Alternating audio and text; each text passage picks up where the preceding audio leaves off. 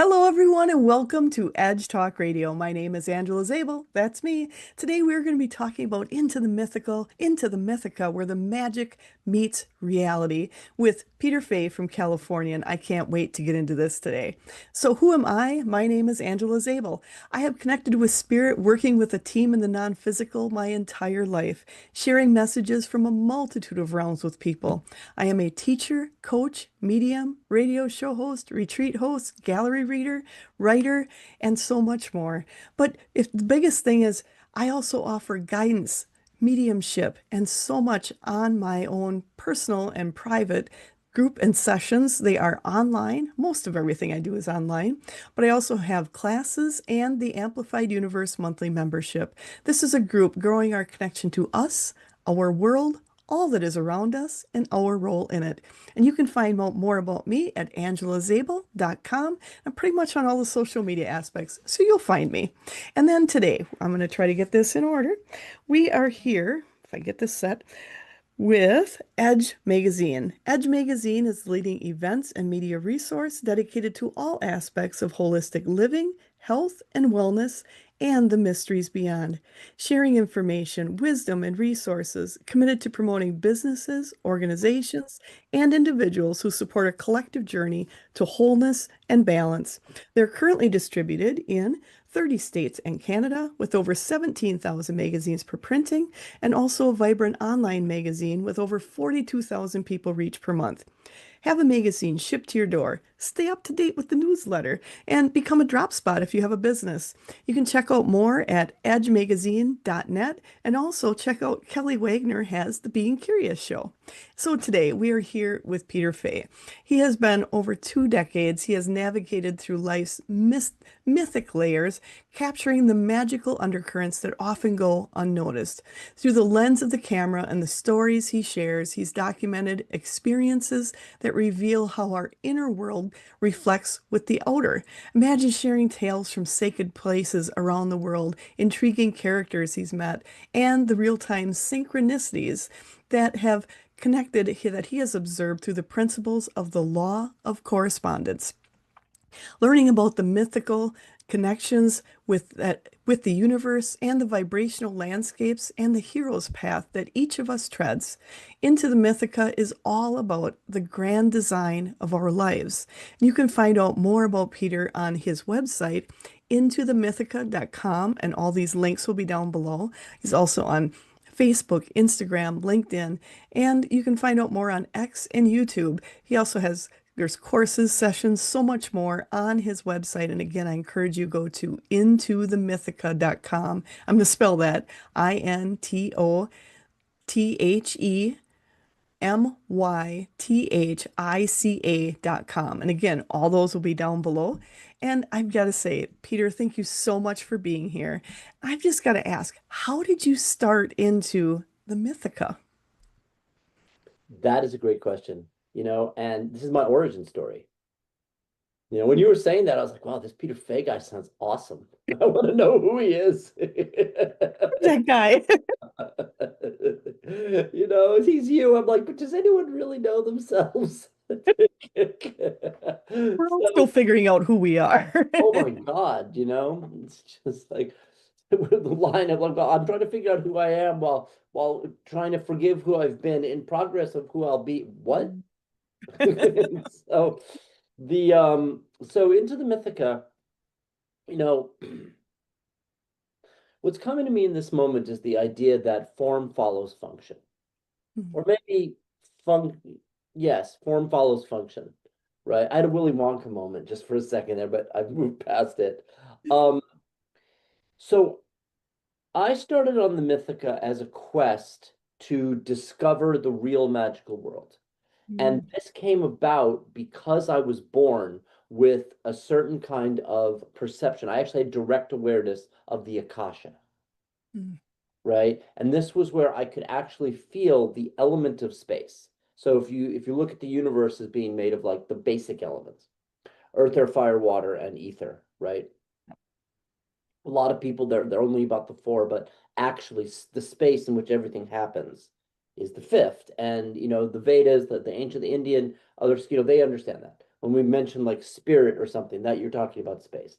And so for me, Into the Mythica was inspired by the events in my life, but was also because of the function of my form, because I had such an awareness of the dimensional planes and my karmic architecture, like the nature of myself, was super open in the crown, but super difficult in the root. Like I could not understand the earth plane. But I mean like a really savant way, like to the point where I couldn't understand time like in a Mm, basic way, because future and other event are occurring in my mind, my consciousness, and then it was like an overwhelm of sensations, like drowning in emotion, very difficult. The closest thing I can speak to is it's like the X-Men, like when you have like a superpower and stuff like that.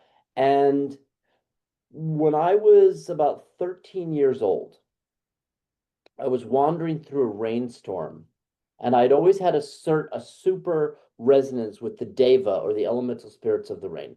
And a lightning bolt hits like an Upper West Side New York City, and a lightning bolt hit the pavement, illuminating everything around me, and time stopped, nice. or at least slowed down considerably, right? And the raindrops were all like this, and I'm like 13 years old, and I'm looking at this, and I can see each of the people's faces through the individual raindrops are distorted Interesting. and that they're by the water. You know Interesting. what I'm saying? Like you're looking through the water. And not my awesome apple juice, but like a glass of water, right? And right.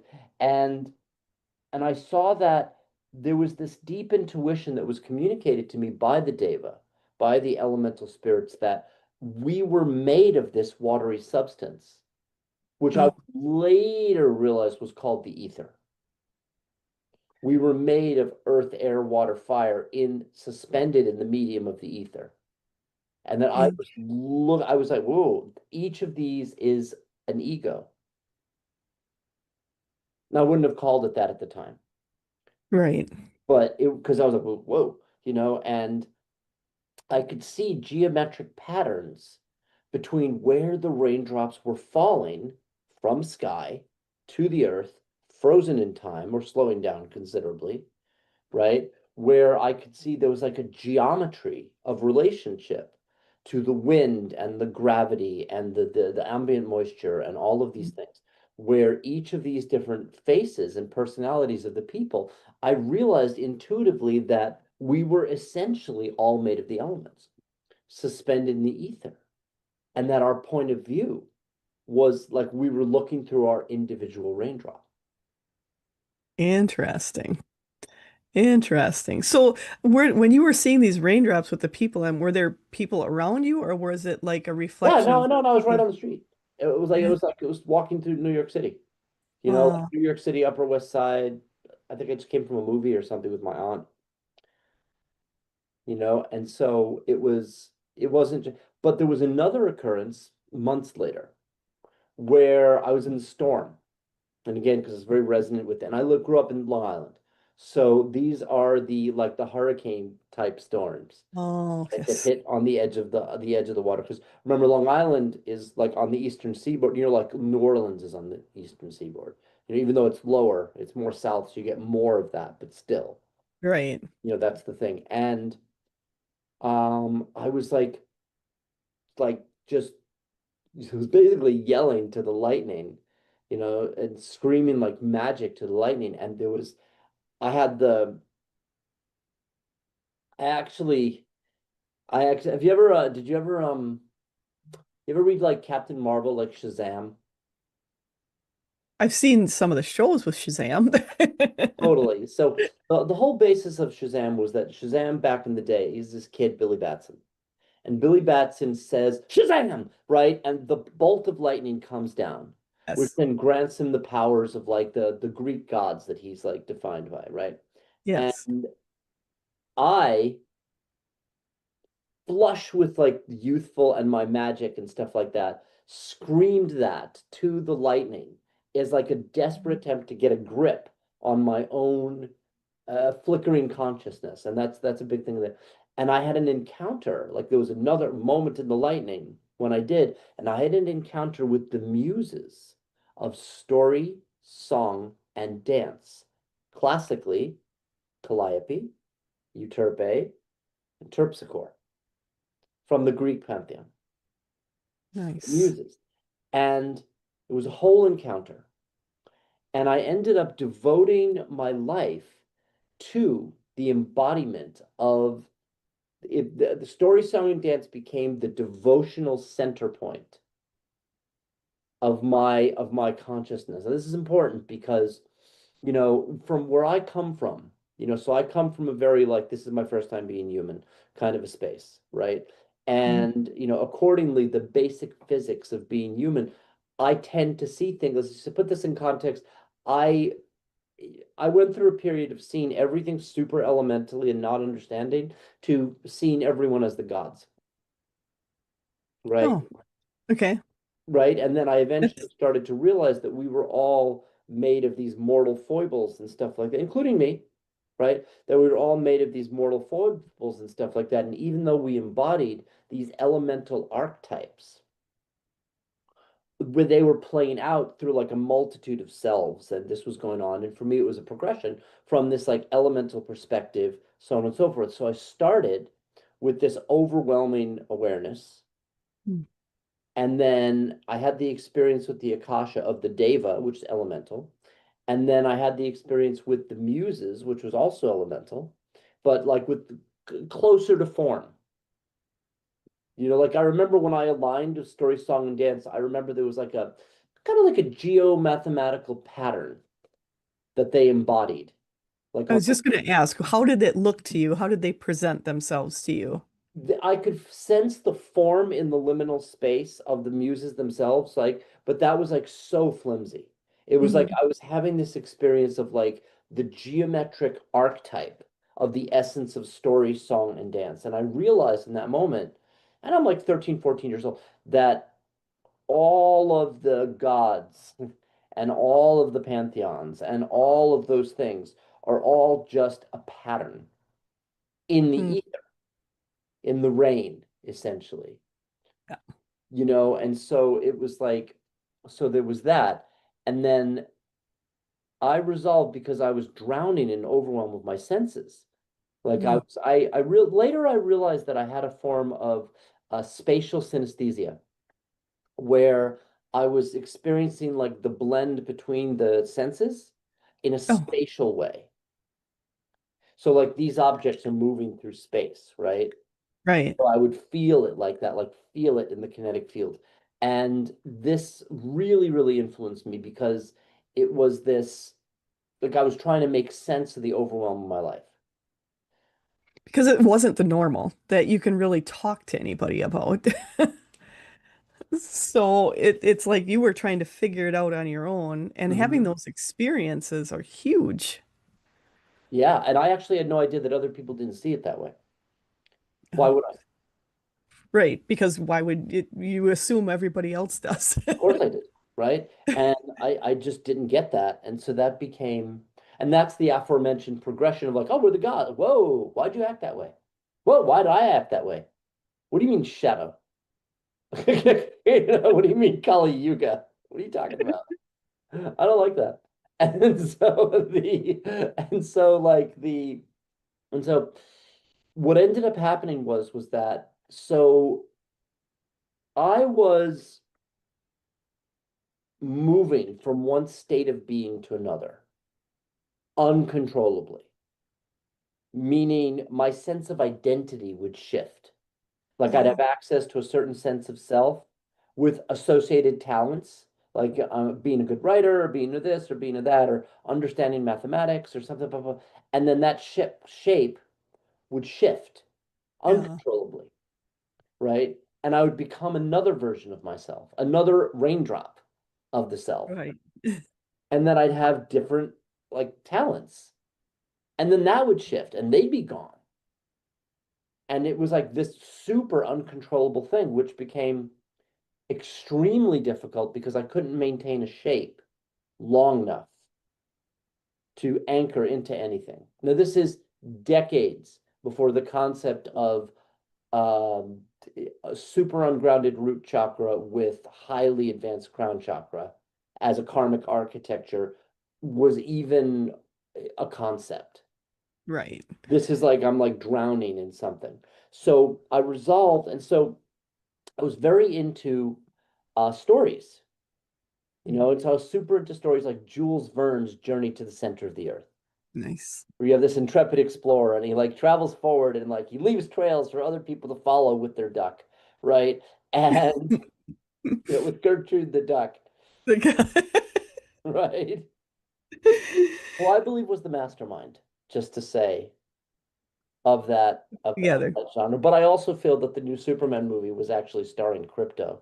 So There's a lot in movies that are cognizant and reflective of things that are happening in our world and have happened in our world. of course, that's the nature of stories. So for me, so I played a lot of Dungeons and Dragons. I played, I was into the video games and books like Jules Verne's Journey to the Center of the Earth, Douglas Adams' The Hitchhiker's Guide to the Galaxy, and because I was a huge comic book fan, Alan Moore's Promethea.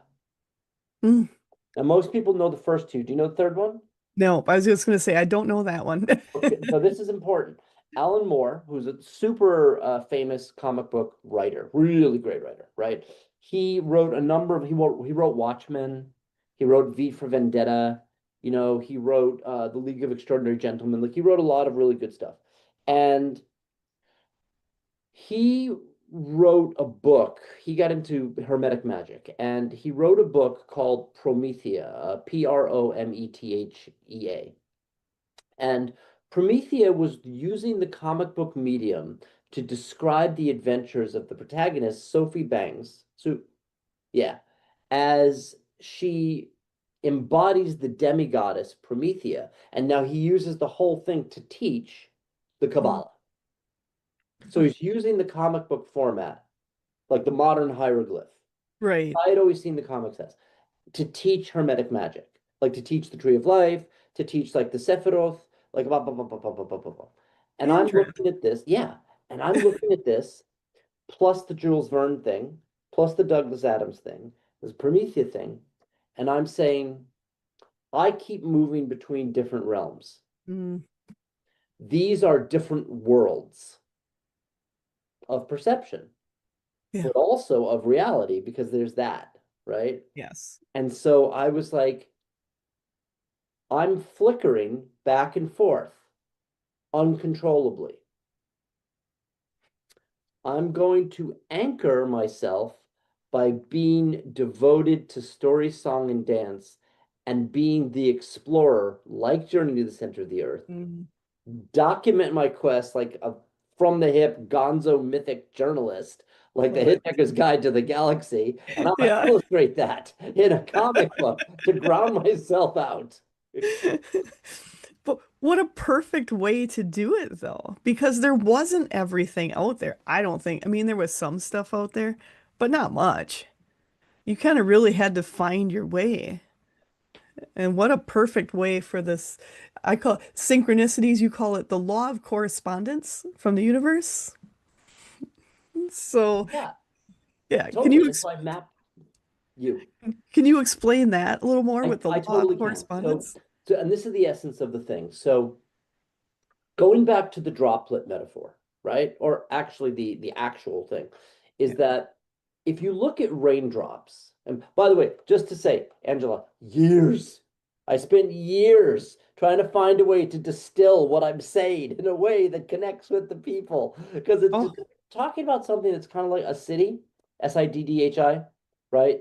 Like, and yeah. for your viewers, it's like I realized that I was born with what people consider like the yoga superpower of like a city, which is like, there's people levitate, they do this, they Oh, do that, that kind of yeah. stuff. But for me, the most useful city in a super yoga way was showing people that there is no separation. The other stuff is like parlor tricks.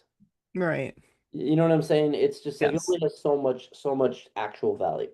And what I wanted to do was show how there's a thing, but there was a survival component in it in that I couldn't understand the basic patterns of being human. And Mm. This is really important because so if you look at rain, this is my like I've learned how to communicate what I'm saying. If you look at rain and raindrops hit like a puddle Right. or the ocean, they create a ripple. Yes. People's souls incarnate into bodies. The bodies are like raindrops. If like the raindrop is containing like a human body, right? And it hits the ethers of consciousness or the subtle layer of form, the ultra subtle layer of form, earth, air, fire, water, and ether, right? And it Right. ripples out. It lives in the ripples of itself, Love that. right? The ripples of itself are its perception and the reality that it experiences as it moves through, coming back to the Akasha, space. Ether is space. The self moves through space. And I try to explain this to people. So, again, this took me years to express because when we look at the journey to the center of the earth, Arne Sukasum, he's the first explorer. He's traveling down the volcano and he's discovering like the crystals and the mycelium and the Mm. dinosaurs, and then there's the ocean below, and then he gets to Atlantis, and there's a whole thing, right? And that was Jules Verne's vision back then. And Right. then in Douglas Adams' Hitchhiker's Guide to the Galaxy, space is really, really, really, really, really, really, really just so much bigger than you could possibly conceive of. And I'm like, Right. and so when you were saying like the movies and the da, da, da, that they speak to things in society, I'm like, of course they do. Because from my vantage, we are made of stories. Yeah. Yes. But then this became a deep dive into like what is the substance of a story, which then became what is the substance of identity, which then Mm. comes into is what is the ego, which then comes into how are we living our myth. So if you look on my website, it says live your myth. I got to live my myth. I've lived the real heroic journey, real time. Left New York City in 2002, studied magic for 4 years at an academy, now defunct, in the mountains of Lake Tahoe, traveled around using my camera to document Mm. the ripples of my raindrop in order to understand my passage through the ethers. Love that. I love the fact that you documented it through your camera to know and to remember because a lot of times people do things and then you look back even a year or 6 months ago and you go, oh, I did that. I don't even remember doing it. There it is. That's the issue. Yes. That's the issue. That and I'm like, just that's the no bones about it. It's the prison and the prism. Karma is made of memory, Yes. right? So it's still Yes. happening. Something that's repeating is a memory. And you don't remember something, it's a memory. And it's like we don't remember these things. So I was like, I'm gonna hold on to that because I started using the camera as a means of reminding myself of the state of being that I was in when I Mhm. saw the magic. That's huge because a lot of people keep saying, well, I'm not making any progress. I don't think I'm getting anywhere. I don't think I'm learning anymore. But when you document where you were, that's huge because you can see it instead of trying to remember because a lot of times you're off to the next thing. You don't even remember what you did. Right. And that was like in essence, so my personal quest in the Mythica had that underlying quality of service. Like I wanted to create a framework that helped other people really remember the events. And this was like looking at, well, what is the physics of story? Right. You know, and over the course of the years, I ended up so I went on the quest. So in 2002, right after the World Trade Centers Mhm. fell, which I Yep. saw from my rooftop. Wow. You want to talk about like the tarot card of like the tower? You know what I'm saying? Like Wow. I'm watching the towers fall from my rooftop, and I'm sitting there, and I'm like, okay, what are you gonna do now? It's like I'm gonna smoke a joint. Go fucking get some sushi because I don't know if it's Armageddon. I can imagine seeing that and witnessing that. You went, no, like, well, this might be it, you This know? might be it. And so, people, I mean, it was crazy. And so it was but there was a sense in the ethers and something that I get at in the Mythica, and we're going to get into this, right? Is Yes. that what I'm saying when I talk about the Mythica? Yeah. People years would ask me, what is the Mythica? right? And in my story, I've labored to show the progression of how I came to the revelation of the Mythica. This was me being the explorer of the journey to the center of the earth. Yeah. I've labored to document it, Hitchhiker's Guide to the Galaxy. I've labored to create it in a mythopoetic format so I can show you the shorthand of it in a comic book, but don't worry, there's videos, you know what I'm saying? And there's interviews and stuff like that. And the whole idea was to give people the Mythica. What is the Mythica? The Mythica is the mythopoetic layer of life. She's the landscape, the geometry of the patterns. Mm. For example, you and I are sitting here, and on the surface of life, Yes. we look a certain way. But energetically, archetypically, in the dimensions of life, we Mm. are these archetypical avatars, having a panther. We are the gods. You know what I'm saying? Yes. Why? Yes. Because we're made of the elements, Absolutely. right? Absolutely.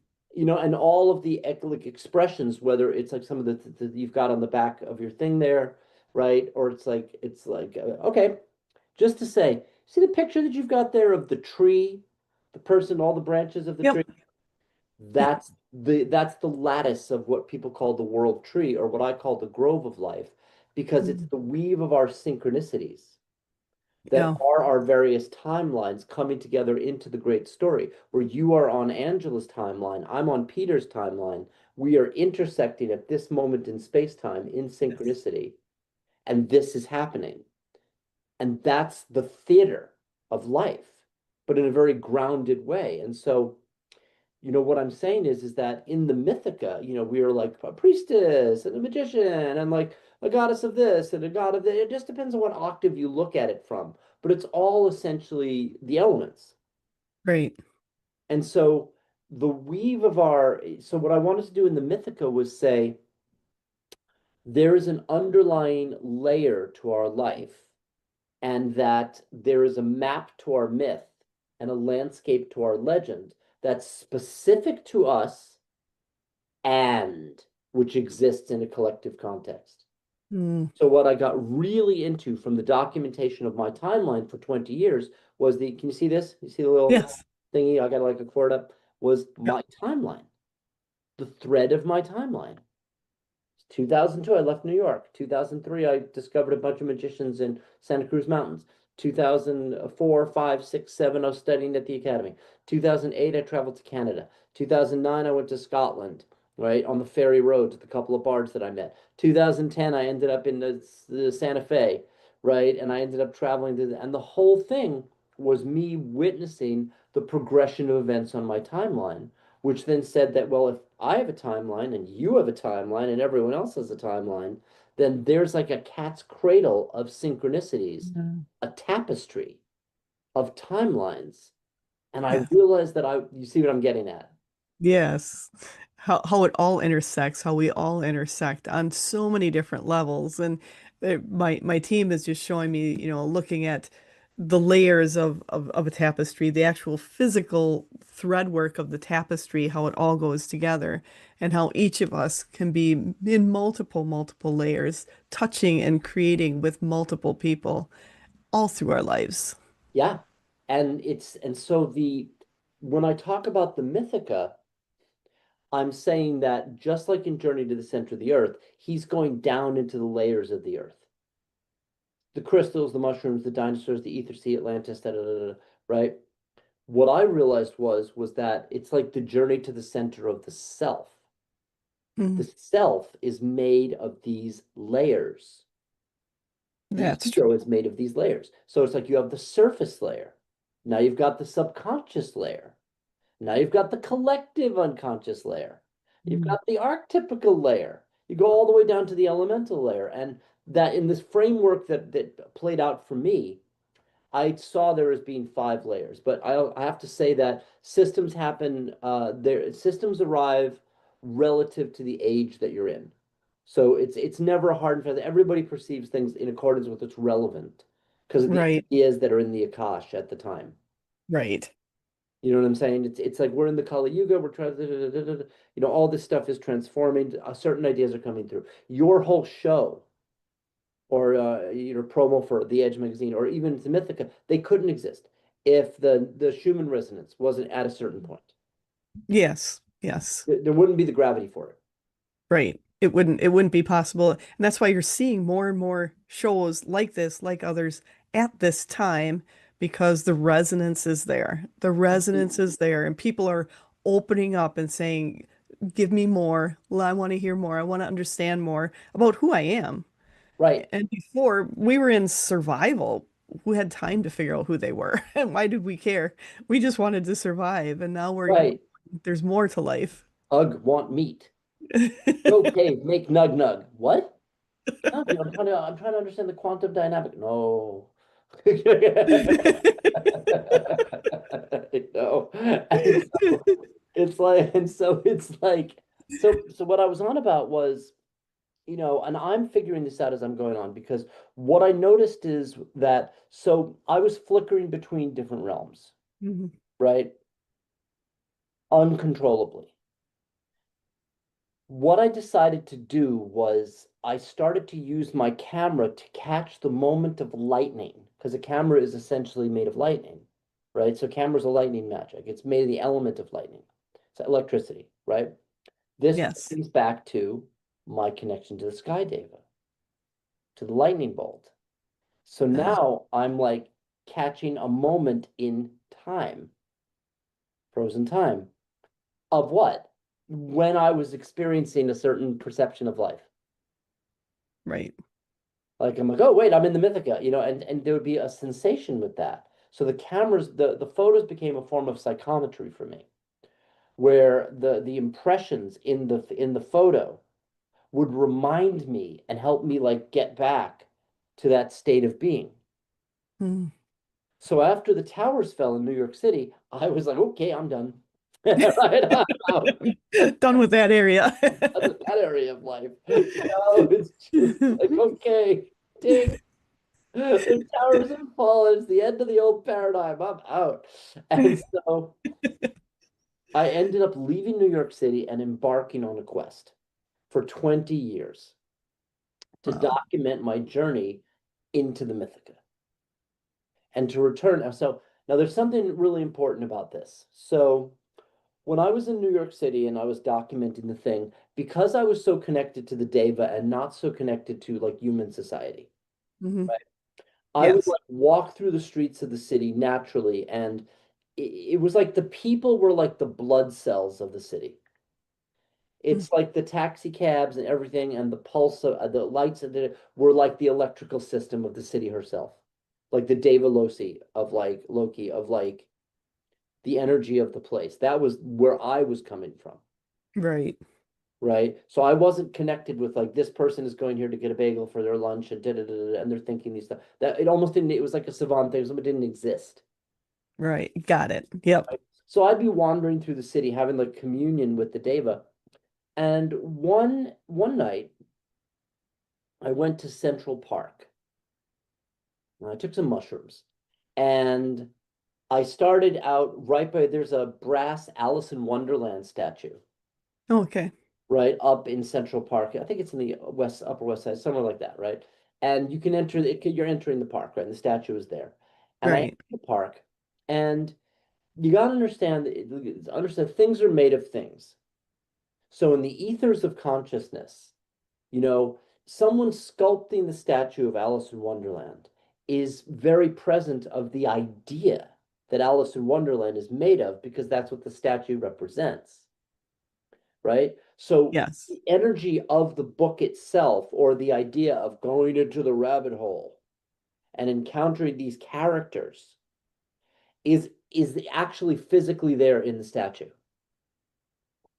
It embodies that. It The statue embodies that. embodies Yeah, that. it's not even Yes. just a symbol. That's actually the better word, right? It embodies that. And as I'm there, this whole thing, so I end up kneeling down by like a stream and going through a whole process of like like a healing with my relationship with the mother of the earth, right? And I don't want to be rejected, by this place because it's so difficult. This is before I realized I was rejecting the place. That's a whole other thing. But that's a whole other thing. And though intimately, intrinsically related in a horrific and enlightening way. And so I'm there going to no, and I'm Yeah. there going through this process. And the deva speak to me, the water speak to me, and I could always speak to the deva. It gets enhanced if I take some medicine, but it's always on for me. It's a base state. Right. And so, I go through this thing, and now I start wandering. I walk through Central Park all through the night. This is from like midnight to like 4 a.m. or like 10 p.m. And it was dark when I started, like getting dark. So it might have been like 7 o'clock to like, 4 a.m. or something like that. And I'm walking through the park alone and I'm having this whole experience because understand, Alice in Wonderland is a certain texture, physical embodiment, right? Right. Right. Central Park has all of the people of New York walking through her all the time with their thoughts and their sensations and all of their karmic architectures. It Right. all happens on the land, on the park herself. So human beings and their people's incarnations are flickering. They're super impermanent, right? The land endures. The Right. land abides. We walk on the land. The land doesn't walk on us. People get, Right. they don't realize that, right? The land is the land. The goddess is the goddess. We're Shakti is Shakti. You know what I'm saying? Yeah. We're like an idea. And so I'm wandering through the park, and what's coming to me through the shape of story, song and dance, that is my devotion, right? Right. And I'm realizing that. So in New York, I mean, it's a very erudite place. So you've got like a lot of people who are writers and artists. It's New York City, you know? Yeah. And what's coming to me as I'm walking through the park and I'm walking along, have you ever been to Central Park? I have not. Not yet. Okay, so Central Park is in the center of New York Yes. City, right? And Central Park has all these pathways in it that have Mhm. like these archways Yeah. that are like straight out of like, a medieval. You know what I'm saying? And I'm walking through these things and I'm going over the bridge and under the thing. And as I'm going over the bridge, I'm having this sense of I'm bridging between worlds, Mm. between dimensions. I'm physically walking through the park, right? On Right. the surface. Yes. And it occurs to me that Alice in Wonderland is about the journey into the rabbit hole of one's own subconscious Mm. and their archetypical patterns. This is what's coming to me from the vibrations of Alice in Wonderland inside the context of New York City, inside the context of the land, with me as an elemental being having an experience of communion with the goddess. That makes sense, yeah? Yes. Yes. Totally. Absolutely. And so I realized in this instance that every book, every movie, Harry Potter, Star Wars, Earthsea, blah, blah, blah, blah, blah, blah, blah, blah, blah, right? Game of Thrones is about the journey into the archetypes of the self because Yes. every journey is about the self. It's all about going into the rabbit hole shamanically. Yes. It's all about going into the deep patterns of where? The underground of what? Yourself. Right. It's all about going through that. I'm going to face the cave. You go into the tree, and Luke is just like, "What's in the tree?" And Yoda's all like, "Well, look out what you bring with you." You're pretty good at that. Thank you, thank you. Yeah, no, I've actually been called the Obi-Wan of my generation. So the and Well, so yeah, and so as this is going on, I'm having this whole experience that all stories are an expression of human beings exploring the territories of being human through metaphor. yeah. And I'm It's realizing that Dungeons and Dragons or any of the games I played back in the day, this was before Skyrim, but this was like, any of those RPG type games like Zork, right? right. Games like that going way back into are all based on the journey of the self. But that, Mm. this was like say when Stan Lee created the Fantastic Four. Those are the elements. Earth, air, fire, water, right? When the X-Men, you have like the children born with mutant powers. And I'm Right. realizing, oh, this is puberty and it's the emergence of our various talents. But for me, because of the range of my awareness, we are the gods, or at least the demigods, Yes. semi-gods. A friend of mine told me once, right? That's No, and I'm like, what do you mean by that? I'm like Semi. semi-hard. Yeah. I don't like that. So, No. and, and so like the it was the realization that we are these characters. And so I was on the like, okay, in my devotion to story, I'm gonna leave New York. The tower has fallen. It's game over in this context, right? And now I'm leaving New York to go on a quest. Now, around that time, my father passed away. And when he passed away, my dad was like a real like, super businessman in the 80s. Like I came from a wealthy family. He was very successful in the 80s, and he was like, like that. And I had the whole concept of like the king is dead. Long live the king. Mm, I was like, I'm the oldest son. But I was like, but I'm not king. I'm like more like an oracle and like, kind of dealing with overwhelm. And I was like, I felt like I had to like achieve something. So I went out on the quest because New York was overwhelming me by that time. Like I, yeah. I was getting overwhelmed by the vibrations. Especially being ungrounded, right? Yes. And so I was like, I have to get out of here. And when he died, I inherited a bit of money. So I used that to fund the quest. So I left New York in 2002 and I started documenting the synchronicities of my path as a proof of the law of correspondence. It was, So why do you call it the law of correspondence? You say the synchronicities of the law of correspondence. Can you explain that a little bit? yes. So remember I said the thing with the ripple of the raindrop? Hmm. Yes. So you've heard the phrase that we live in, you live in the outer reflection of your own vibrational state. Yeah. That's the law of correspondence. Law of correspondence is another way of saying the law of correspondence is as above, so below, as within, so without. And it Got all it. relates to the idea that the inner vibrational state has a causal effect on the outer manifest world. If you're made of this and this vibration, you're going to encounter those kind of patterns in the path. That is the assumption of that. That's Yeah. and what I came to see was that at most, if not all, of the healing arts and energetic arts, excuse me, healing arts and energetic arts and stuff like that are based on that premise. They're based in the idea that I am living in the reflections of myself.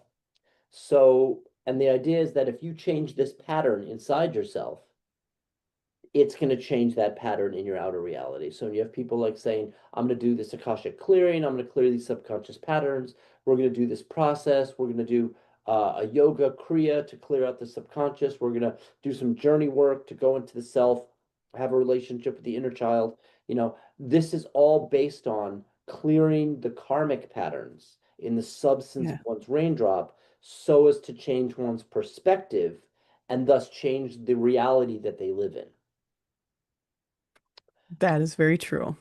Changing that change you change your reality when you change, especially what you're focusing on, who you think you are. You change your reality immediately. If you can hold it. If you can hold it. That's Yes. the brass tacks of it. Ah, yes. And You- how And do you hold it? what's that? And I'm just hearing my team is just going, and how do you hold it? How have you found ways to hold it? It was super hard for me. Yeah. Like I still deal with it actually because it's like the you want to be able to ground your energies into the self, but this is like a medley of like acceptance of being human. This is like a medley of like you're doing a bunch of emotional modifiers to essentially drop into your body. Right. But then that is nuanced because you might not even have access to those perspectives. Like as I came to see, most people don't have my point of view. You know what I'm saying? They live in what I call the mundus because everything from the mundane level of things, of God. themselves. But understand, this is the key thing. You're not mundane. You're the gods. Absolutely. You know what I'm saying? It's like you're the elements made you. It would actually be a better way of saying it. You're the elements. We're all the elements doing something. This gets back to the droplet, right? Yes. So what I realized was that how we anchor that is what everyone wants, but you have to have access to it before you can even anchor it because you can't see it. It's really a big deal. It's like people's abundance. Like, if you can't see an idea, can you act on it? Pretty hard. Pretty hard. You have no idea what it is. Right. You don't know how to grasp it. You can't hold on to it. You can't see $1 million idea? No $1 million. You can't hold on to the idea that you did the discipline to do something. You can't see the elements of it. Can't get out. Like it is on like a time lock, and this was like this is the brass tacks of it.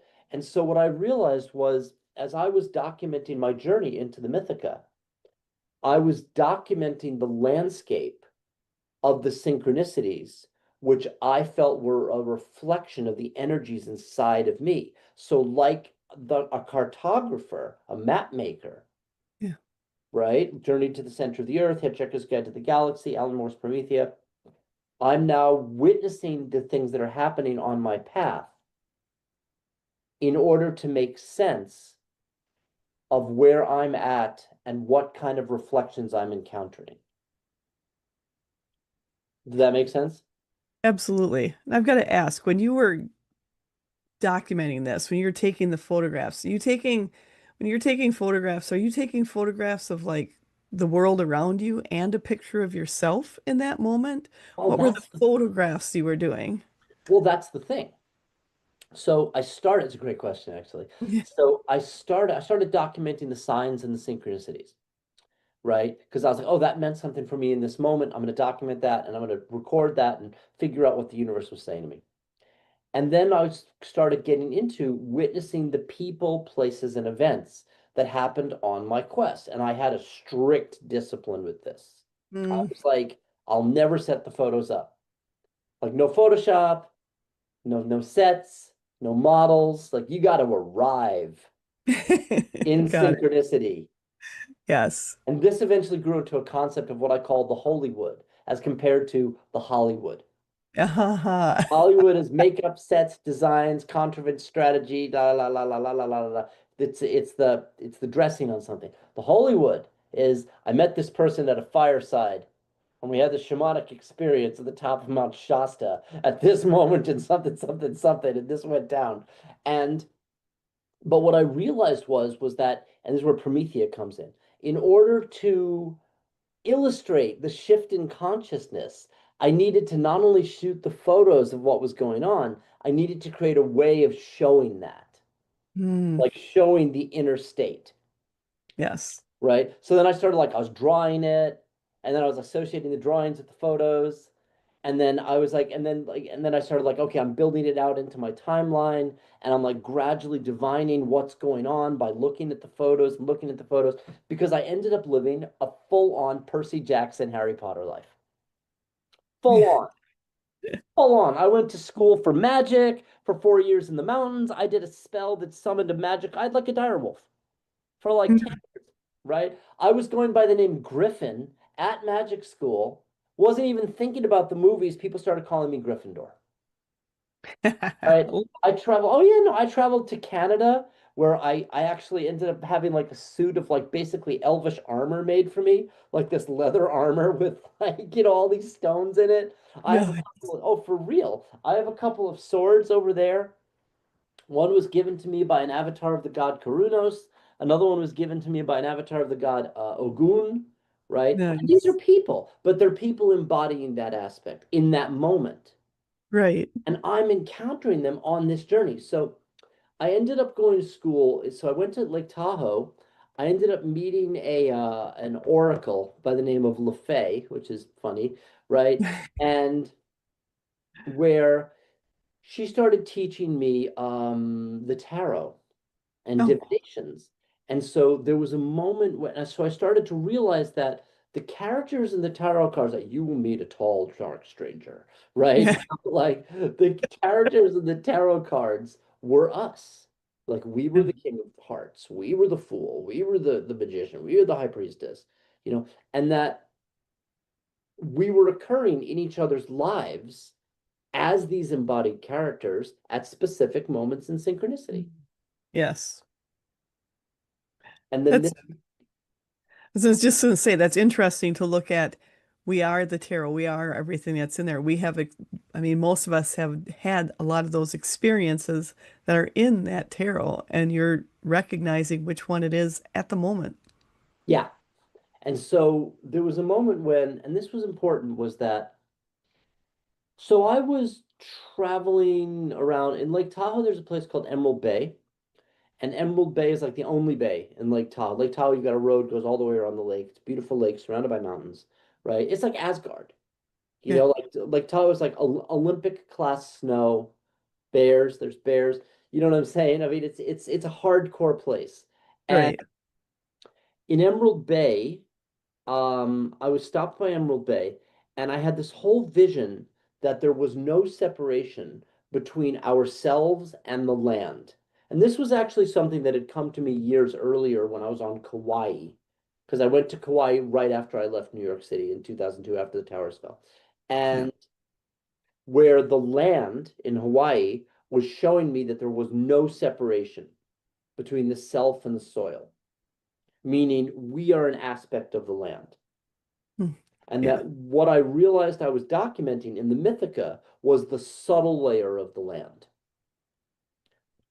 This became a whole framework because it was understanding that just as you have, say, in a five dimension system, the conscious, subconscious, collective unconscious, archetypes of consciousness, and elements of consciousness that we're investigating in our own journey into the rabbit hole of ourselves, right? That there was a parallel to the land herself, that there were atmospheres to the land. This is where Journey to the Center of the Earth came in. There were Yes. atmospheres to the land that were the macroscopic aspect of a more individualized thing.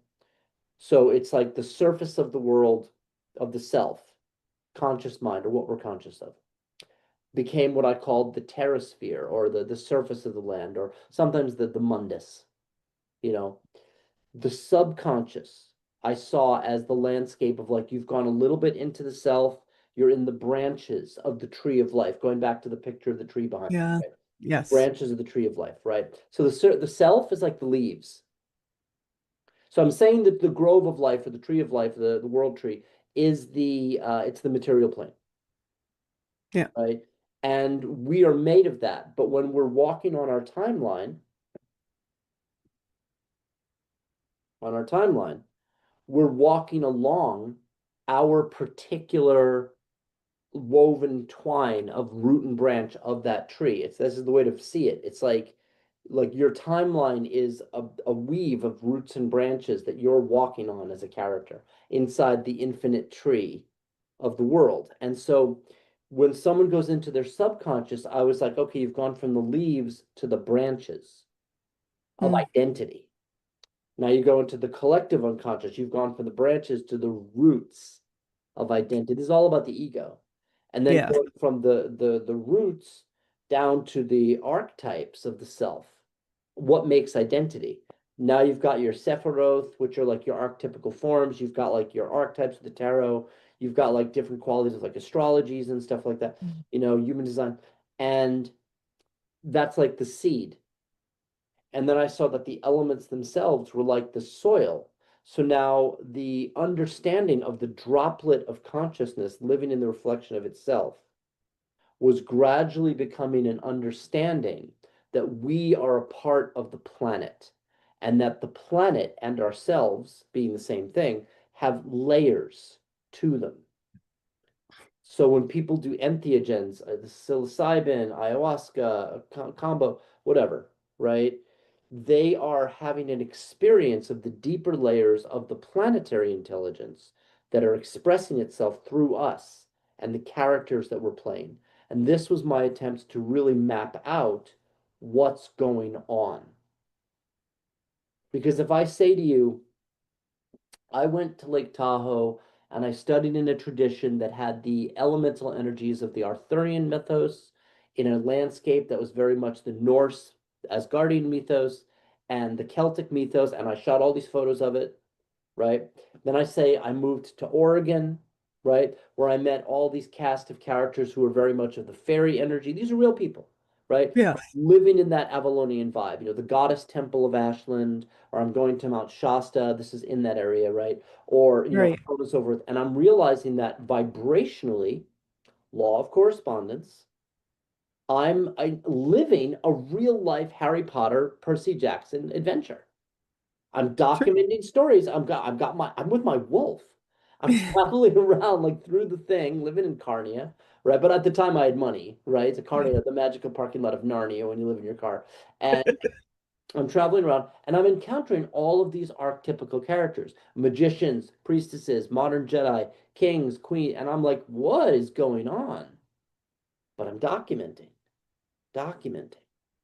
And over time, I start to see that the same types of characters are arriving on the story. Hmm. No matter where I go, Celtic And avatars, Norse avatars, whoa, there's correspondence there. I'm clearly made of those energies because those energies are appearing in my field. I get it. We are all these characters on this landscape of subtle energies. yes.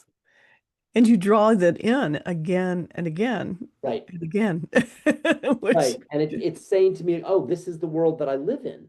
But then what I started getting into and was that so it's like I travel and I'm meeting all these characters who are like essentially royals of fairy. Like there's a festival called Fairy Worlds that was around for a while in Oregon, and it's mhm, run by my friends Emilio Lopez and Kelly Miller Lopez, and they're like bards, the old tradition. And my friends Jesse Winden and Raven Winden, they're like these kind of very mystical beings living in, right. they're all kind of centered in like Eugene, Oregon, and they're putting on this festival. And all of these people from the clans of fairy, this is like the Cascadia of the Pacific Northwest, are arriving at this festival. So now I'm being led to different festivals because those were a Oh, real expression of the mythopoesis of life, right? right. And I'm seeing these festivals as like confluences of these like magicians and priestesses and in the modern age, Right. right? And so I'm like, oh whoa, like there's a pattern beneath the path. Why am I encountering these types of beings out of all the beings that I could be encountering? Why in Yes. synchronicity am I running into? And I'm thinking like, wow, I'm encountering the magical version of the world because of my devotion to story and my service of documenting it for the people. So I'm having this whole vibe of like, yes, as I'm giving this to others, I'm getting it. Yes. I think that's the coolest thing is, every time you're doing it, you're documenting, you're drawing it in, and you're saying, you're observing like the mythical fairy people and those in all different realms, and you're seeing them in the modern age because it's almost, I know you work with the Akash, you talk about the Akash, and it's almost like my team is just showing me almost like in another timeline, which are all going on at the same time where they are in that fairy realm and now they're here in this human fairy realm showing themselves in the physical so you can take the picture. Right. Like remember what happened in the beginning of our story. It's like we didn't see that we didn't see the picture of me. Yes. Just the background of like the northern lights. It's like, no, no, no, I am the Rainbow Bridge. I am the World Tree. But now I've come into human form. Wait, no, I'm gone. Found it again. Now I'm gone. Now I'm in. Oh my God, the thing is locked. I can't get out. For those of you who don't know, before we started, we always kind of go through stuff ahead of time.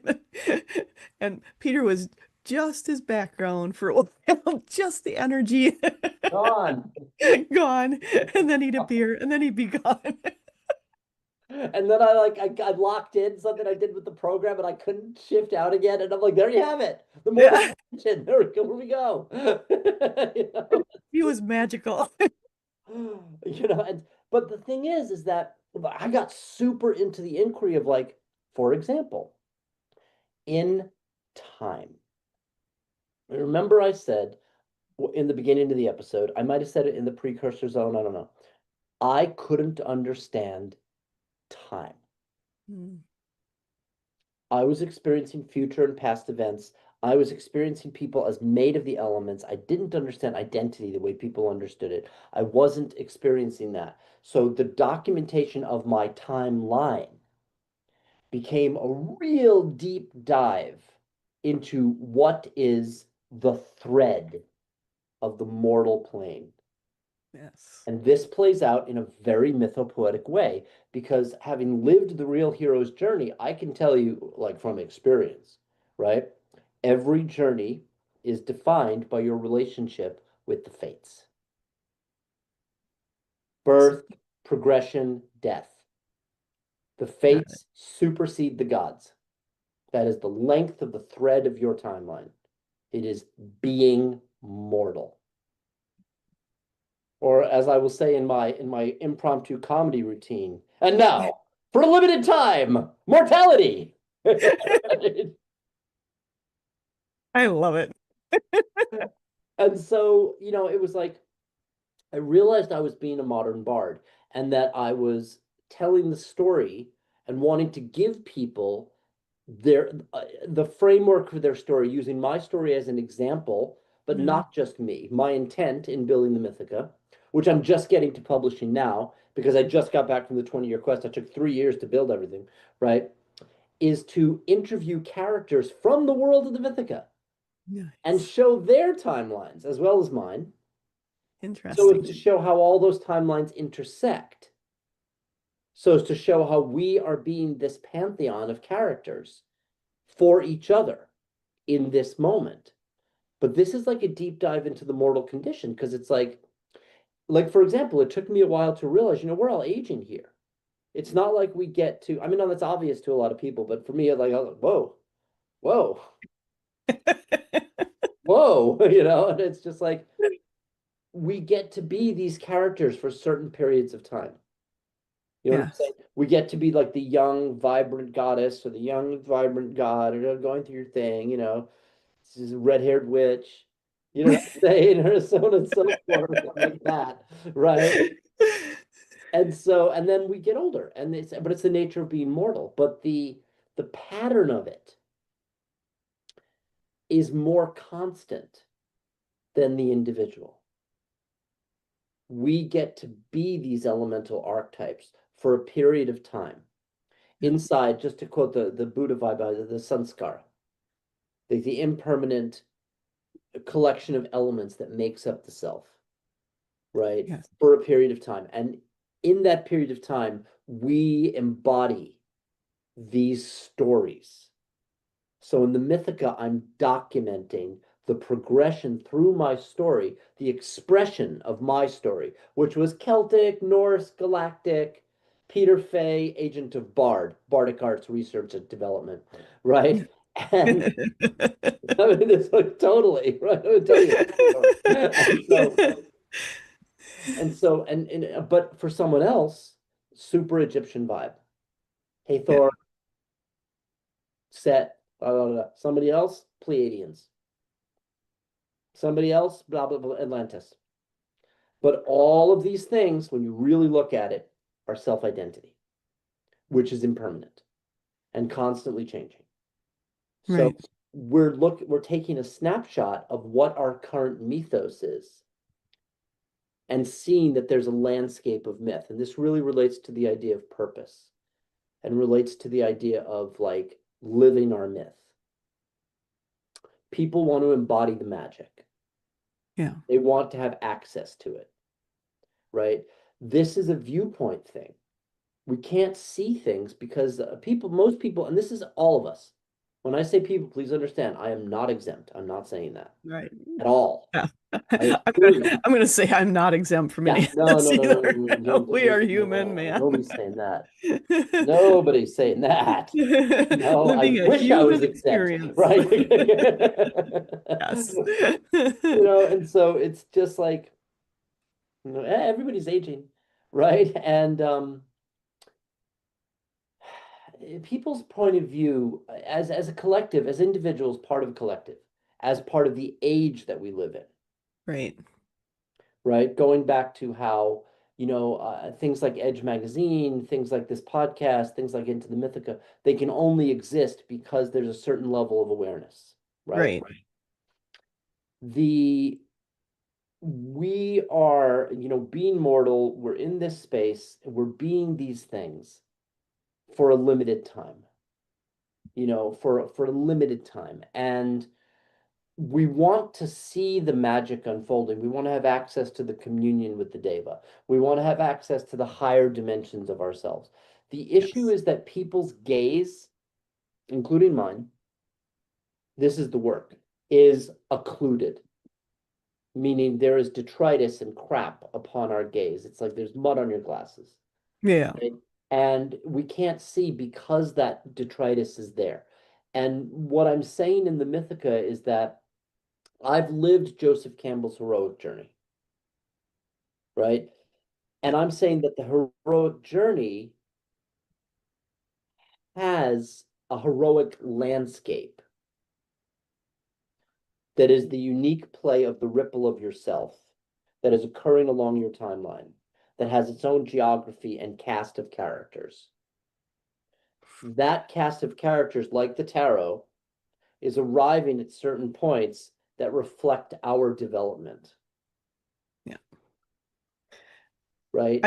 I think that's important for people to hear that it's your journey, your way of doing it, your cast of characters, and not anyone else's, and not to compare yourself to other people because so many people, like you were talking about Hollywood and Hollywood, you should really just worry about yourself.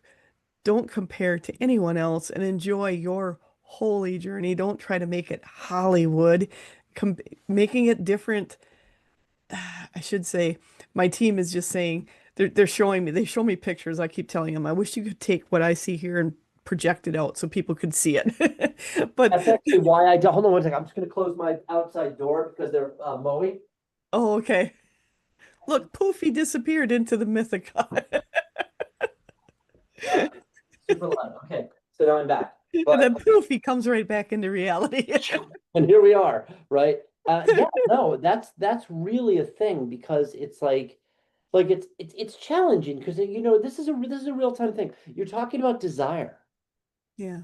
You know what I'm saying? And it's just you don't always get what you want in the mortal plane. That's not real. You know what I'm No. saying? Like what the Rolling Stones are saying is a bit more real. Sometimes you get what you need, But it's like, but when you look at it in a yoga way, the mortal plane is run by desire. People, everyone wants to know how to manifest, Yes. right? But then the thing is that manifestation is super nuanced. It's not just like I have this desire and I'm going to focus on this desire until it manifests. I'm going to generate the amount of gravity for it in the Akasha until it manifests. Yeah. I manifested a publishing platform that publishes from the magical world. That's huge. Yes. That's like a Herculean task, man. Your job, which is to clean the stables, right? You can't be, you know what I'm saying? Is to like show a map of the Akasha. And it took me 20 years. I mean, it was like super difficult. It was the heroic journey. The heroic journey is brutal. It's not like there's an explosion and then, you're there with like the thing Yeah. somehow made it. Lightning and It wasn't in Rick and Morty where like Summer's there and she's in a cape, right? And yeah. she's like, saying something about like it was hard for me, and Rick's just like no story that ends with a cape. It could be that bad, you wearing a cape. I was like, that's what's up. And so the and so it's just like, yeah, no, people compare themselves to others. And it's challenging because the comparison of self to others, it's not like I don't do it. Everybody does it. I I'm mean, not free from that sin, I assure you.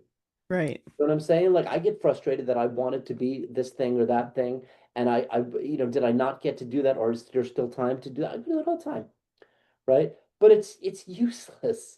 You know what I'm saying? And it just sets up agitation. Yeah. And so a big thing that I was on about was what causes the occlusion? What causes the inability to see the abundance? What Yes. causes the inability to see the opportunities? What causes the inability, what blocks the Yeah. perception of the magic? The assumption here is that it is there, but we're not seeing it. Right. And so as we're moving along the landscape of our legend, we're working to see the magic unfolding so as to anchor that into the body.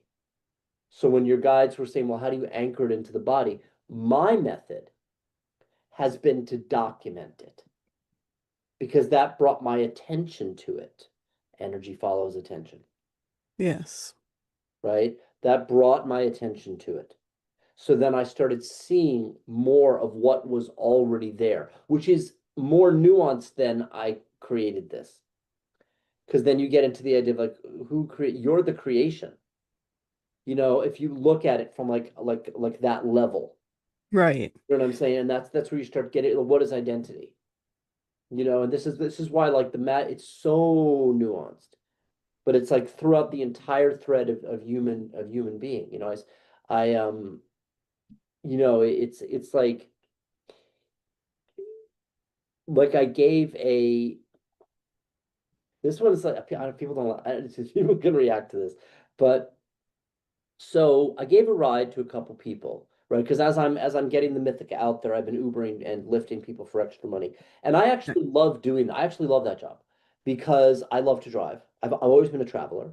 I'm the Nice. archetype of the person who brings people from one realm to another. So Mm. I've gotten like the best Uber driver award from the passengers like so many Nice. times. They're like, you're so entertaining. Your vibe is so good. We can do karaoke and doing the thing. You know, and now I got like my little iPad there on the side. So I'm like, today's in-flight movie is Superman. You know, it's like, but as I'm doing it, they're in the tabernacle of the chariot because they're in the radio. I'm like a real life magician coming back from the field. I'm not like, you know, it's like I'm like an ambassador. So Yes. anyone who's around me is going to be around those vibrations. That's the nature of value, actually. You know, we are being that thing. And they're Yeah. gaining more access to the Mythica because they're paying attention to the vibrations that I'm giving off because I've earned it. This is what happened with anybody. Yeah. Anybody. You know what I'm saying? If someone Absolutely. is close to you, they're having more access. Yeah. And that's something to realize. Everybody, people come to you and sometimes you'll just have people approach you for no reason. But they're doing it because you are creating access. You are creating the possibility. You don't have to talk about anything, but you have a vibration. You hold a vibration. And I can imagine being in your car with you would be a vibration to no end because it would be bouncing around inside. Totally. And it becomes this thing where I'm aware that, and this is how I try to explain the Mythica to people. I'm like, okay, how can you explain the Mythica? I'm like, okay, we're driving up 101. Like I live like south of San Francisco, so I'm constantly driving people up and down to San Francisco, right? And so I'm just like, okay, we're on 101. We're on the road between Palo Alto, where I live, and San Francisco, which is a little bit north of here, right? And we're going forward in time and space. This is how I say it to them. So right now, say it's 6 o'clock, right? I'm like, it's 6 o'clock. We're in the car. We're traveling on 101. That's time and space. That is outer reality, outer space relative to the self, not outside the atmosphere of the planet, Right. right? Right. That's the outer space, and it's very obvious. It is this amount in time and space right now. It's for me. It's 1:09 p.m. It's probably what 4:09 or 3:09 for you. 309. 3:09 for you, Mountain Central, right? And Yeah, so or Central Standard. Yep. Central Standard. Thank you. And so that's where we are in time and space. Mhm. There's another aspect, dimension. Mm. We are deeper in the Mythica. Can you feel it? Oh, yes. The Yes. sensation. You know what I'm saying? And how do you live in it? It's a sensation that is opening. There's more access, you know, and this becomes a whole thing about like, what are you talking about? Because it's creating that. So, you know, and that becomes a whole thing about media, which is why I built the Mythica to create like a more clarified tone. It's all interconnected, you know. Remember Network, movie Network, Faye Dunaway, and Oh, back in the day, yeah. Yes. where the guy, he's like, what is Beals or something like that. He's the newscaster who has like a breakdown, and he becomes like a prophet, and he's just going on and on and on, and then the network like exploits him to make Mhm. money, right? But they're Yeah. all about the corporate and selling the thing, and then it's like when he's no longer useful, he's no longer useful to them. Yeah. And but I was just like Howard Beals was his name. And my whole thing was like, because I'm like a Howard Beals, I'm like, what if Howard Beals owned the network? Mm. Right? And I was like, what if there was a network presenting this? And that was my basis for creating Into the Mythica. But in order to do it, I had to create a framework to show the layers of the land, to really understand the nature of occlusion. Right. You see what I'm saying? Because people can't see the magic. It's always going on. Yeah. So Underland is always there. The territories of Alice in Wonder, they're always there for you. You go into the kitchen, this person's being this archetype. This one's being this archetype. You're being this archetype. Guess what? You can't see it clearly. So now you're going into these things with each other. You're having a relationship. It's a whole thing. And it relates to clearing your gaze, which is different from I manifested this. And that's where it gets really nuanced. It's like, did Mm. you manifest it or did you come to see that which was already there? And now you're paying attention to it, which is increasing your awareness of it in your life. This is a very nuanced thing. Yeah. Yes. And a lot of people are like, I created this. And my observation has been more along the lines of like, it was already there. It was just a matter of seeing the leaves and branches of the tree. It's Yes. functionally the same. It's the same because you're experiencing a more magical reality. So it'd be like, you go to the coffee shop, you're feeling the abundant vibe, you've been focusing on your abundance, and all of a sudden you get into a conversation with somebody and you enter the space, you're feeling good about yourself, and they're responding to the energy, and the opportunity arises where there's something is happening for you, right? Right. The person arrived, you were there, it was already there. It was already there physically. It was already super basic. You were both there. Yep. Could you see the opportunity? Can you see it? If you can't see it, you can't act on it. Want to clear the occlusions from your lens.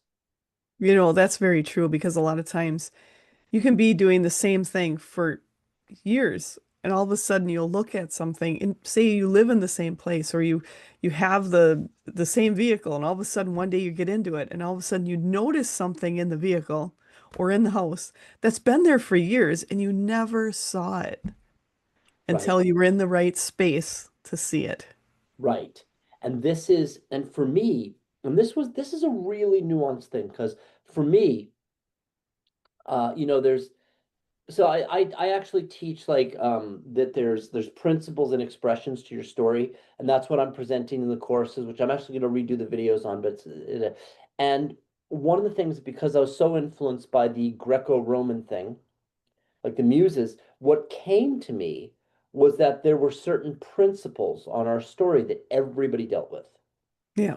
And I envision them as like these Greco-Roman sculptures that you're encountering in the circular garden labyrinth of your life. The circles being like your patterns are repeating. Right.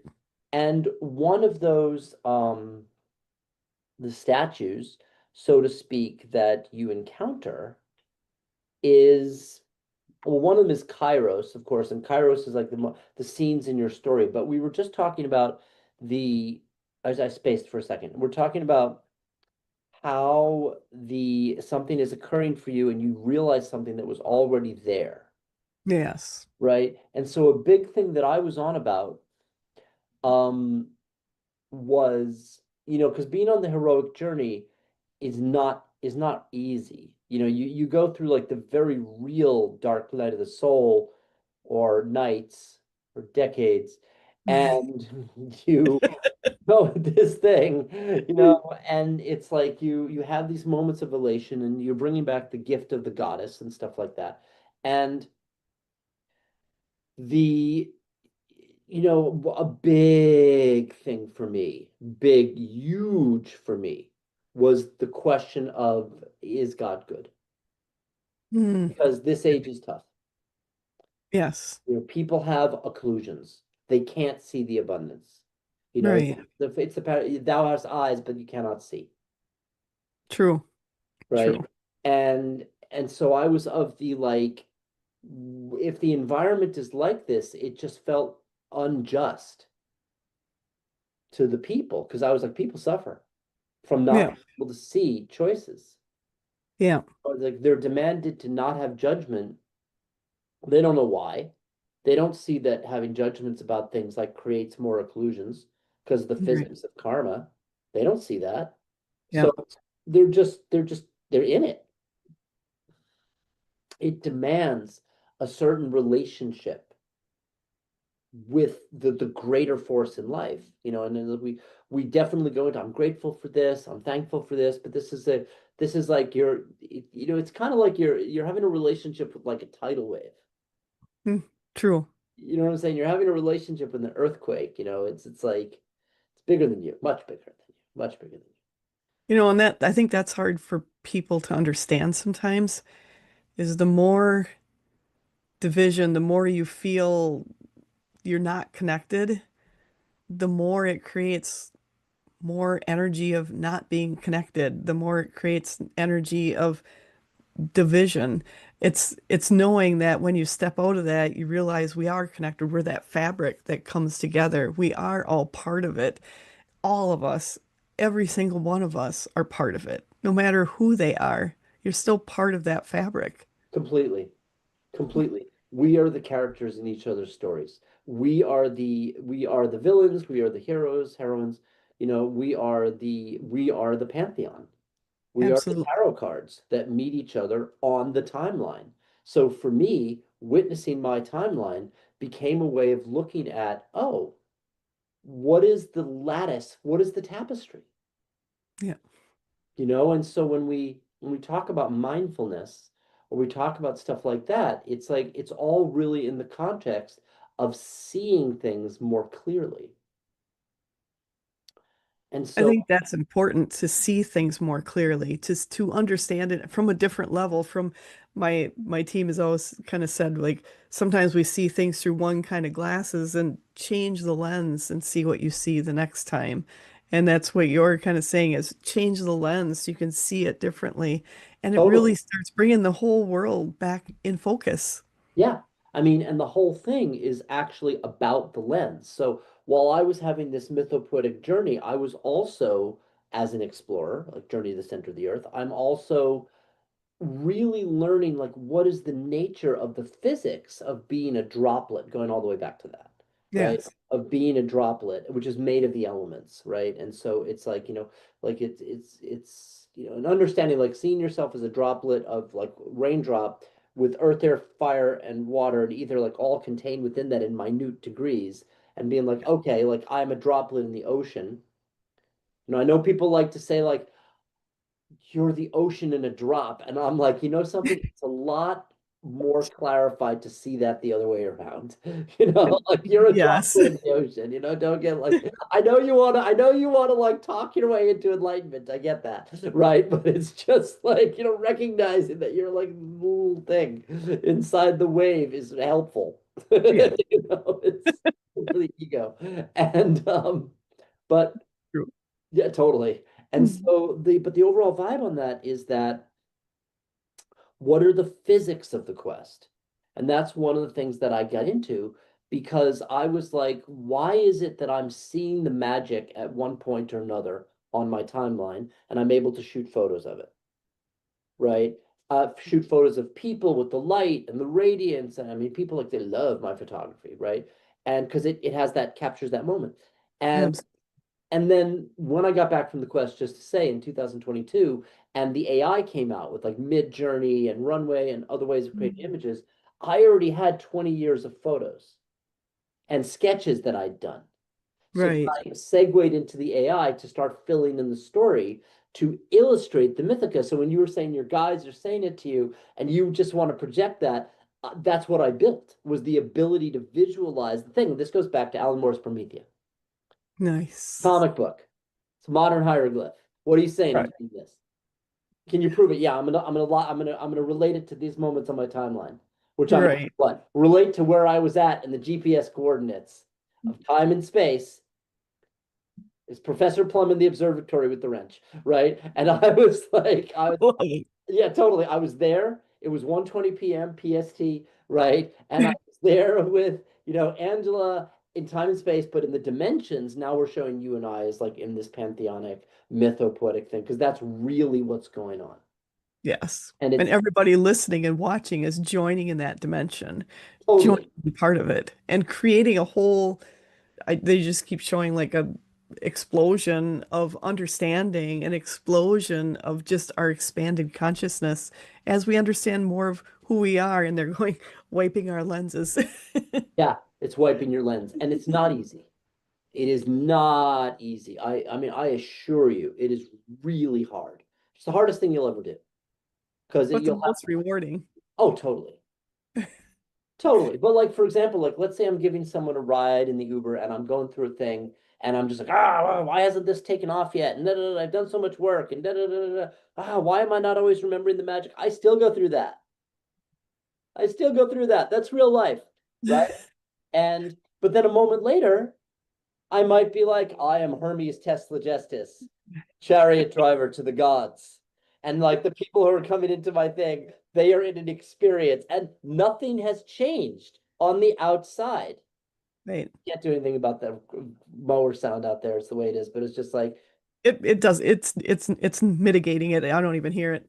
oh, epic. Okay. My suffering. So Yeah. are you It's really your saying? Are perception you there. hearing mowers? Mowers? I'm not hearing anything, man. I think you're tripping. No.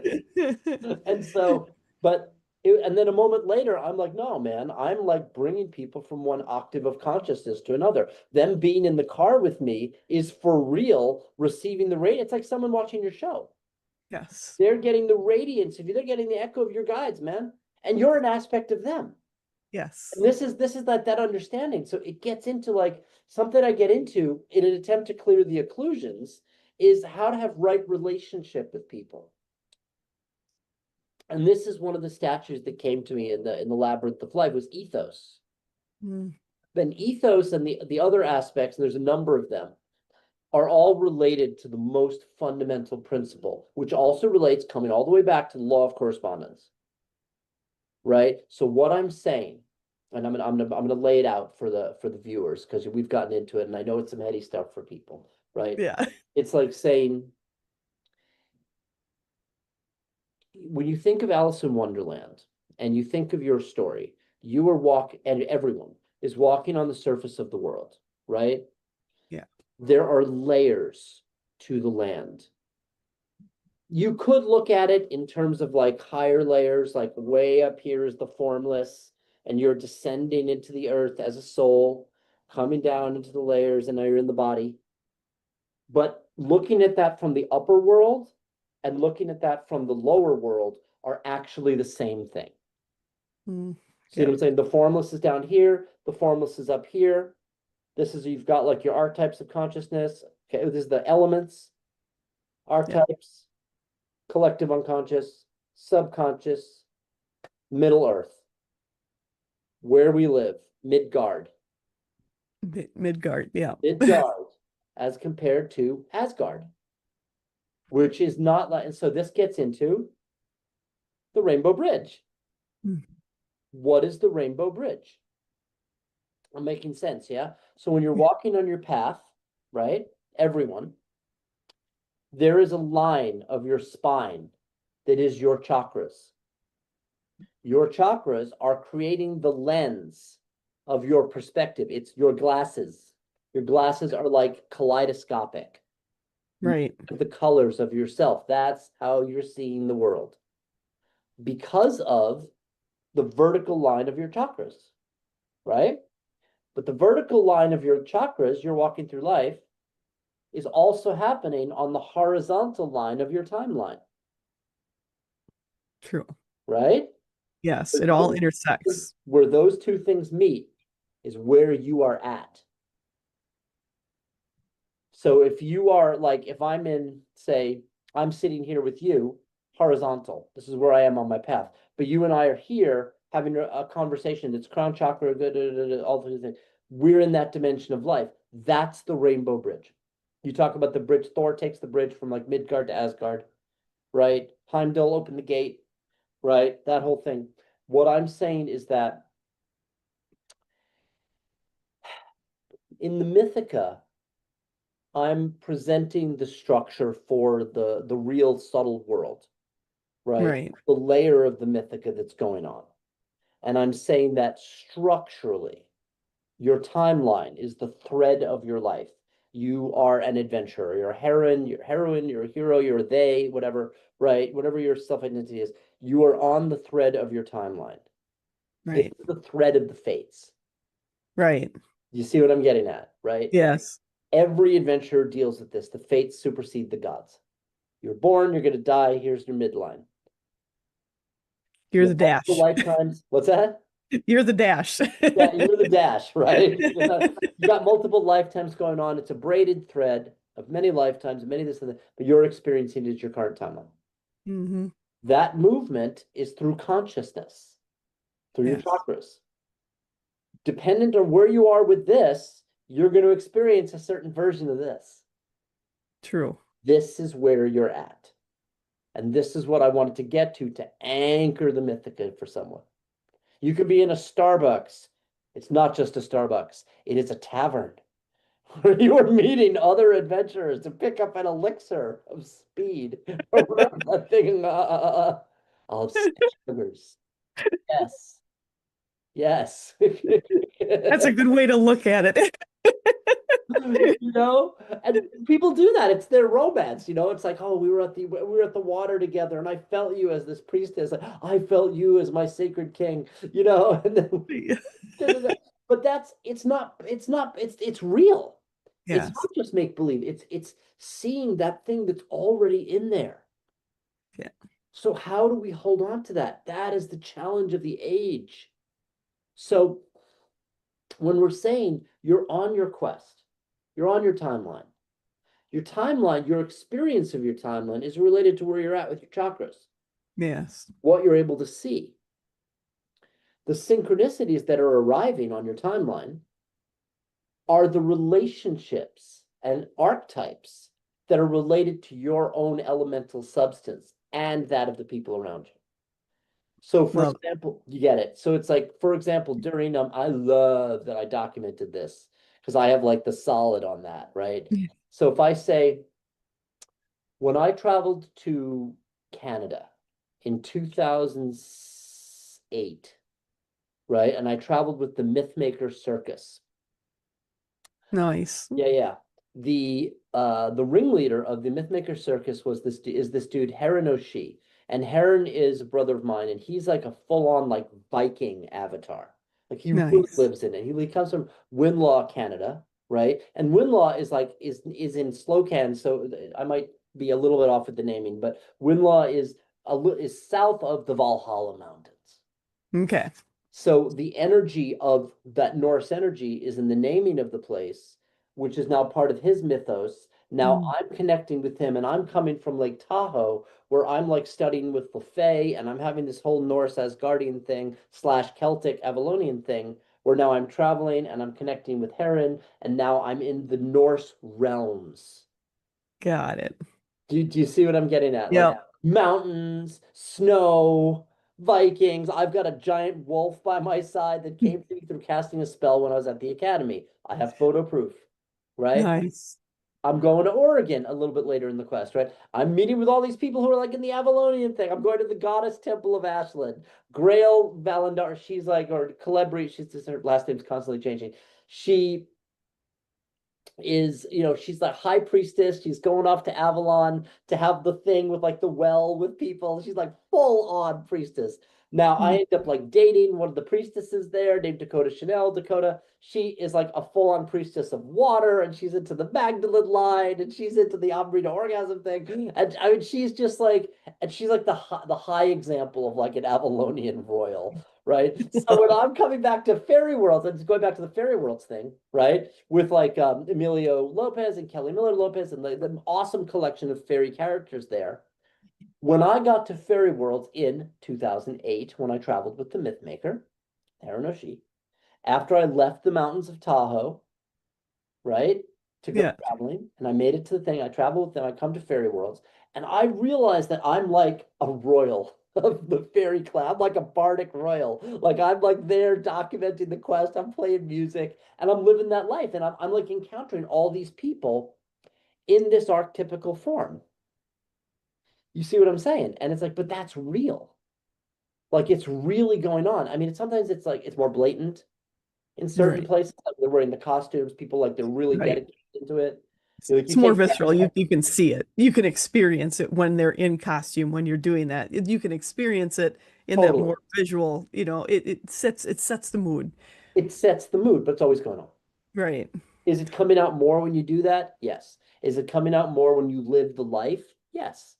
Right? If you're being a priestess all the time, totally. It sets the mood. You're Absolutely. paying attention to that. But if your attention and your mind, if your mind is on like the other things, it's still there, Yeah. but it's the buried treasure of And your that's a really good way of looking at it with it's being buried treasure when you're not in the moment, it not and my team is kind of backing me up to something you had said earlier about how when you're in the moment, when you're witnessing the ups and downs, because we're human, we see the ups and downs, but then we can recognize when we've fallen out of it, when we have that doubt within us, and then we kind of fall out and go, oh man, I don't know if I can do this, I don't know if I can get there. And then you remember who you are. And then you go, oh yes, I can do it. This is who I am. I can get that next contract. I can get that book written. I can get this created. You're remembering who you are, and that's something important.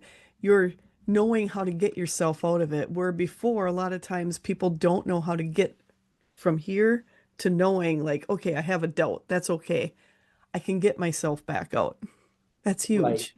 right. And so in the topography of the Mythica, what I've been on about is like this goes back to Underland, right? So I get into the idea of something I call the Shadowlands as compared to the Brightlands, where it's like if you're in the Shadowlands, and I've spent a lot of time in the Shadowlands. I actually own a timeshare in the Shadowlands, so I go Oh, there sometimes to get to be moody and depressed, and so, um, right. But like when we move, but this is like showing the topography of our journey through the right, realms of consciousness. Because when we're in the shadow realms, it's like we can't right. see our own value. And it plays out as tightness in the body. Why? Because and then this, I'm very brass tacks. Like I said, I think I've said that 3 times. It's just like I want to anchor the magic for people. Like, what's going on? Your spine and your nervous system have patterns on the Yeah, subtle layer, everyone's, that are karmic patterns that you're going to experience as energetic blockages and discomforts and agitations. And then there's going to be a relationship when you look at some kind of a pattern in your life, and you're going to feel it. Oh, I feel that in my belly, or I feel it in my solar plexus. And right, like the grounding on that is like something is in the lattice of your spine and your nervous system. And you're identifying it by bringing your awareness to it. Now you're having like a sensory experience with that, right? But now yes. let's look at you're on your path. You encounter that person who you hate, but you used to sleep with. And now it's just like, I know something's coming up in your body and they remind you of something that went down with this person so many years ago in your life, and you just want to let go, man. I love myself. Right? It's true though, and it brings you back and makes you just to understand it and know, and just like my team is saying, just like before, how you find a way to bring yourself out of it, to know like that was a time, but now I'm here. I'm not that person anymore. I can move forward. Right. But that takes a lot of mindfulness. Yes. The problem is the gravity of the undercurrent. The undertow Mhm. pulls you back. Look, real talk. I was super bummed out last night, right? Like I'd finally gotten the car. I've got the video going on. I got this going on. But then I looked at the work of the Mythica and I'm like, oh my God, I've been repeating this over and over again. When am I going to get this out there? But then as I'm doing the video with you, I'm like, wait, this is my power place. I'm funny. You know what I'm saying? Like I've got persona. But then it's just like, why did I forget? And I'm not Yes. saying that in a pretentious way. I'm saying that like everybody forgets. And so it's Absolutely. yeah. I mean, it defines the mindfulness. It defines the you are worthy conversation. But all of this comes from those very subtle yet physical Hmm. patterns. Where? In the spine and the nervous system, which are part of what? Your droplet Yes. of your identity. So now you're going into your consciousness, which is going into your personal underland. And that underland is playing out on a macro level as your story. Absolutely. Like my story was archetypically the thing, but also understand I'm like super committed to it. Like I don't have like it's like I haven't lived in the common world. I've lived in this other world like completely. Right. So that's been actually super hard because it's like what people don't understand what you're on about. But then bringing the gift of the goddess, this is like the gift of Shakti, like the gift of understanding her nature, which is form. So if I say the spine and the twine of your Mm. nervous system, right? They make it into a Yes. rhyme. The spine and the twine. It's a lovely fairy rhyme. All the troubles, all the trials, all the traumas fine are held inside the body mind, inside the spine and twine, right? And so I love Peter that. Fay, agent of bardic arts, research and relevance, right? And and so it's like understanding that the spine and twine of the self are what are creating your perception of Yes. reality. And on a deeper level, the spine and twine of the self are a subset Yeah. of the spine and twine of the planet. True. People live in the illusion of separation. We are not separate from the planet. We're the seeds grown in of the consciousness manifesting through the roots and the branches and the leaves Yes. of our story as a part of the tree. So when people talk about, just going to the Asgard thing, the rainbow bridge, the beat, Yeah. right? You're talking about your chakras. The Asgard, it's a state of being. Midgard is a state of being. Most people live in Midgard. They're not completely like in the animal realm, but they're definitely not in the God realm of themselves. I'm not taking that Right. away from people. I'm saying let's just be real where you're at. I have to be real with where I'm at. And that's the thing, for everyone to be real with where you're at. And it's also knowing every time you feel like you're off balance or not quite where you need to be, it's knowing you were on balance before, you were connected before. Go back to that moment and you put yourself back on the path. It is so key to know everybody gets off. Everybody gets off balance. It's normal, it's human, it's who we are. But how soon can you get yourself back on? How can you get yourself back on? That's the key. That's It the key for everything moving forward. it is, and so it's just the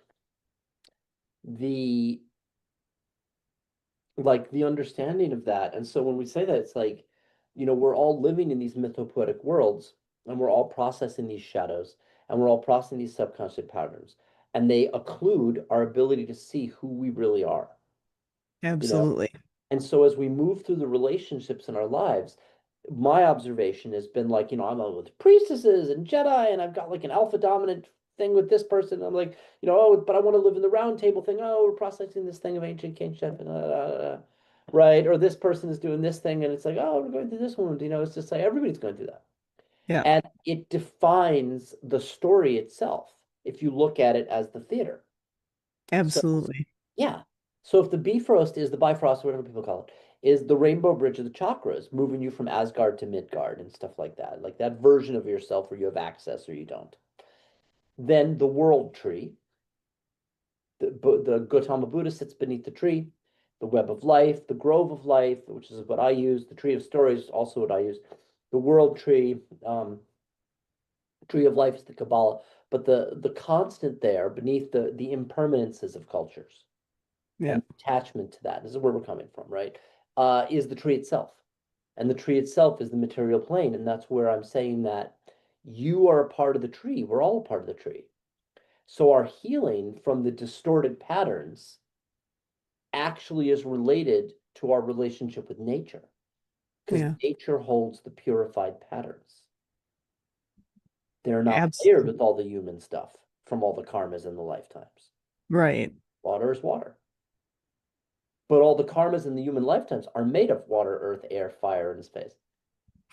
So It's then, all part of it, but yet you can understand it and tap into it and get that the beautiful pureness of water and realize you can release a lot of that that's been held in the water.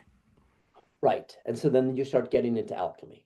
Yeah. You start getting into like, well, and now you get Ayurveda, Chinese medicine, anything.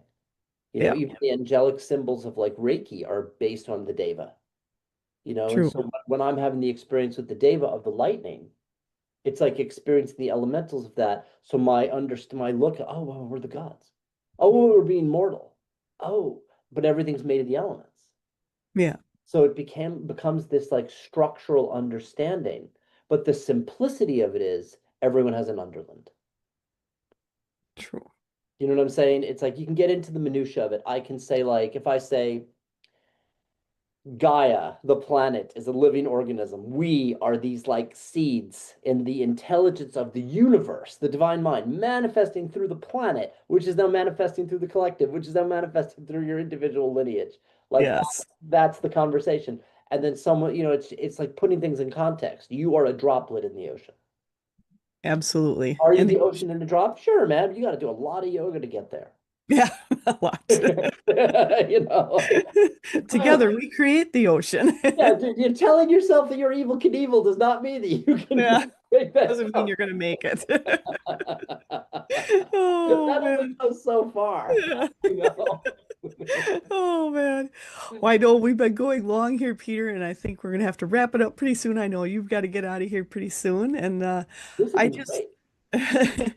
but I want to, so people can contact you on intothemythica.com. You're also on Facebook, Instagram, LinkedIn, X, and YouTube, and you have courses. You do sessions, courses. What do you have available then? So, one of my allies from the Quest, Cassandra, as in the Oracle Cassandra, right? Hmm. She went to school for at the academy with me. So she and I actually, so she gives readings for people on their individual path. Whereas what I've been on about, I've been really busy with creating the world for people.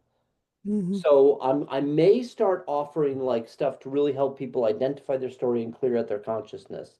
And that would be under the guidance page in Into the Mythica. And I'm definitely available to give talks and stuff like that. I've just been honestly for real, it's like I do the work of 20 people. So it's like, creating the maps, doing the graphics, doing the AI, doing I'm going to start hosting my own podcast. So I might Nice. not have time to give people individual guidance sessions, but Cassandra can, right? And but I Yes. may open that up. I may open that up. We'll see. But right now I need to finish off a bunch of the courses and blah blah blah blah blah. But the essence of it is come to the Mythica, learn the techniques. I may open something up where I start giving help people understand their quest so they can understand the Yes. principles of the quest. That actually I could probably do that as an offering. So it's saying to people like what we've talked about today, what is the nature of your story? What is occlusion on your perspective? How do we connect with the elements? How do you live your myth? How do you see the Yes. myth that's already going on inside of you? Right? There's that. And now I'm going to be selling comics, doing videos. I'm going to be doing interviews with the other characters from the Mythica. And we're also going to lead to their goods and services because what I designed was a temple of story to lead to the characters like Grail, like Heron, like Dakota, like yourself, that I meet on the quest to Yeah. show how we are this pantheon of emergent avatars sharing the road to remembrance together. Love that. And I know on your site you can go through and search things, I think by letter or by things, and you Oh, can the there's so Mythopedia. much. Yeah, the Mythicpedia. Yeah, Yes, the there's so Mythopedia much I on. created because I realized that most people don't understand what I'm talking about. So I created Yes. like an online Wikipedia that you can flip Yes. through the terms so that when I present them in the articles and you'll understand what I'm saying. Yes. So that is all on your website. So I encourage people go to his website, Into the Mythica, and check that all out. There's that. You have some courses, different things on there. A lot of great things to check out. So I'm just encouraging everyone, go check it out. And the artwork and the backgrounds are amazing when you're on there. I've checked them out and I thank you so much. They are just amazing to look at. Amazing backgrounds, amazing artwork. So definitely check it out. I appreciate that so much. I put so much effort into creating a beautiful modern hieroglyph for the people. I was like less than 1% of the people get what I'm a great speaker, but the words, like the images really land it, you know? Yes, and they Okay. are amazing. So I've seen them. They are amazing. I encourage people go check out his website and check out everything else with Peter. It's the intothemythica.com. You won't be disappointed. So I can't wait for you to check it out. And I've got to say, is there anything else you want to say before we close today, Peter? You've been awesome. Thank you to your guides. Oh, Thank you to thank you. you. And I love the work that you're doing in the world. I feel that we are part of this larger renaissance of remembrance. And I want to thank you for your presence. It's because there's no separation, right? Your presence and the opportunity to share what I'm on about was a gift of remembrance for myself that helped me anchor into the magic that's already going on. And I say that in humility, like we all go through it, man. And I Yeah, appreciated the opportunity to share and the resonance that we had that helped, I feel, both of us and the audience anchor more into the Mythica. I love that. Thank you so much, Peter. I appreciate you and everything we've been doing today. And before we get on, we had a heck of a lot of fun before we even got on here. It was so fun. And to be in your presence and to know what you're doing is helping so many. There are so many people that what you are doing resonates deeply with. And I'm excited to play a part of you connecting to more people. And I am just honored to be in your presence. So thank you so much, Peter. Thank you for Likewise, all you do. I give you the real namaste. I appreciate Thank you. it. Like I genuinely bow to you. But I want to thank you again, Peter. Thank you so much for being here, for sharing your knowledge, sharing your time. I appreciate it so much. And I also want to encourage people to make sure to watch the next episodes of Edge Talk Radio. They are on the first and the third Wednesdays of each month at 7 p.m. Central Standard Time. And if you've missed any of the past episodes, no worries. You can go to either my YouTube channel or Edge Magazine's YouTube channel. You can catch all of the old episodes that are up there. And also on pretty much all the downloadable podcast areas, they're out there. Go ahead and look for them. You'll find them. And with all of that, I just want to thank all of you. I want to thank you, Peter, for being here and all of you people who are listening and joining us. Thank you all for listening, expanding, and amplifying our universe together. Thank you all and have an